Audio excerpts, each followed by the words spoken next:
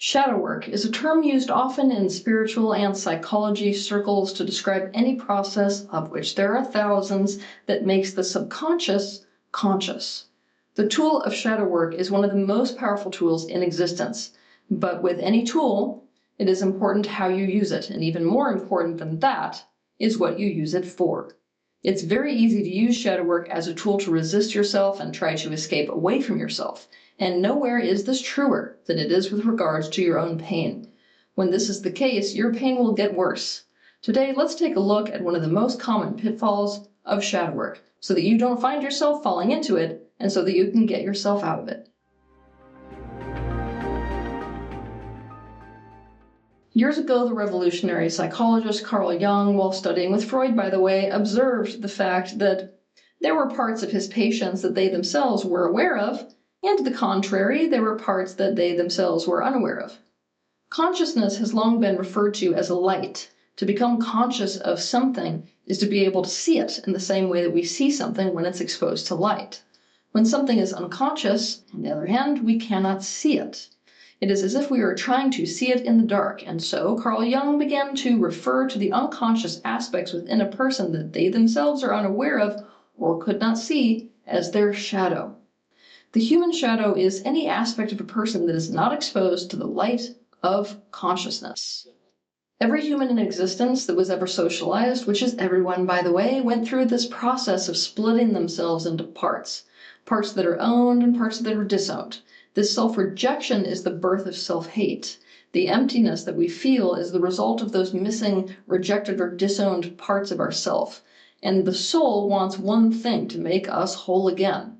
We will be provided every single opportunity to become whole again and to make the subconscious conscious.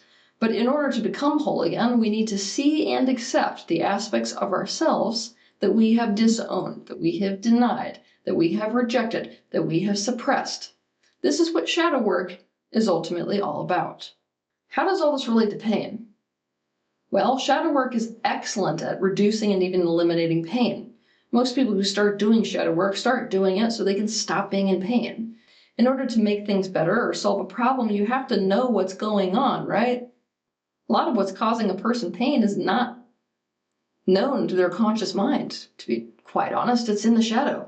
There are many shadow work processes that help you become conscious of the causation of the pain that you're experiencing, and many that in fact help you to directly resolve what is causing you pain. Pain alerts us to a great many things that we have disowned, denied, suppressed, and rejected within ourselves. Pain alerts us to subconscious processes that are taking place within us that are making our life painful. When people hear about or experience the pain-reducing promise of shadow work, they associate shadow work with an end to pain. And herein lies a pitfall. This pitfall resides between a distinction. The distinction between getting out of and away from pain so that the pain goes away versus coming in closer to pain so as to lovingly take care of pain, and in doing so the pain is eased. This may seem like we're splitting hairs until you see it played out in an example. Let's hope it's a relatable one. I'm going to use a common one that many of you probably went through. Imagine that you're a little kid and you're crying because you're in emotional pain. Now I want you to imagine that your parent can't handle the way that you being upset is making them feel. They want the pain that they're feeling because of you to go away. And the only way to make that happen is to make you stop crying. So your parent comes over to you to comfort you or fix the problem, but it doesn't work. Why doesn't it work? Because if you could hear the truth of the matter, this is what they would sound like. Hey kid, I've come over to be here with you now so that you stop crying and are no longer a problem for me. In this scenario, your parent is in resistance to you and the pain you're feeling, and they want to get out and away from the you that is hurting. Now imagine the same scenario. You're crying because you're in emotional pain. Now imagine that your parent empathetically feels pain when you're in pain. The care they have for your life experience and also for theirs makes them want to be there with you if you are in pain. It makes them genuinely want to understand what is causing your pain so that they can take genuine positive ownership over your well-being, and by doing so, find a way to help you feel better. In this scenario, your parent is coming in and closer so as to lovingly take care of your pain. With these examples, you can clearly see that the energy and intention behind the action is everything. When we are in pain, that pain that we are feeling can be compared to a child within us that is crying out for our help. The fact that we feel pain means that we are hearing those cries. This aspect of us needs us to empathetically care and to want to come closer so as to understand it and learn from it and caretake it, based off of the information that we ascertain.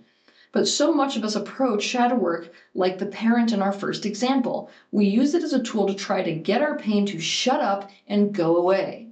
In fact, we are desperate for it to shut up and go away. But this attitude that we have towards our pain in and of itself only adds fuel to the fire of our pain, and so our pain only intensifies. When we do shadow work to try to get out of and away from our pain, we are in resistance to ourselves. We're trying to escape from ourselves. This is a profoundly unself-loving act. We need to do shadow work from a space of love, and to love is to consciously choose to take something as a part of ourselves. It's a state of deep positive ownership and integration. We need to do shadow work so as to deeply feel, see, hear, and understand our pain, and to use this understanding to inform our choices and actions so that we are caretaking our well-being in the ways that will ease our pain. The pain itself is not the problem. The pain is simply the alarm bell that's alerting us to something in need of our presence, our attention, our curiosity, our focus, our love, and our assistance.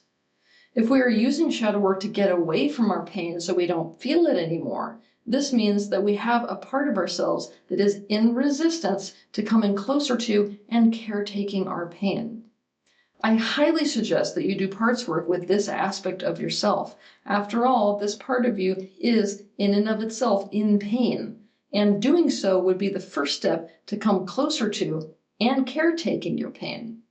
Essentially, it is the pain behind your resistance to your own pain that you would be looking at and taking positive ownership of first. To learn how to do this, you can watch my video titled Parts Work: What is Parts Work and How to Do It. Each one of us needs to take a good look at the way that we are using shadow work and what for, in order to make sure that we haven't made pain the problem, and in order to make sure that we are not using shadow work as a tool to get out of and away from our pain, or to get it to shut up. Essentially, to make sure that we are not using shadow work as a tool of self-resistance. Have a good week.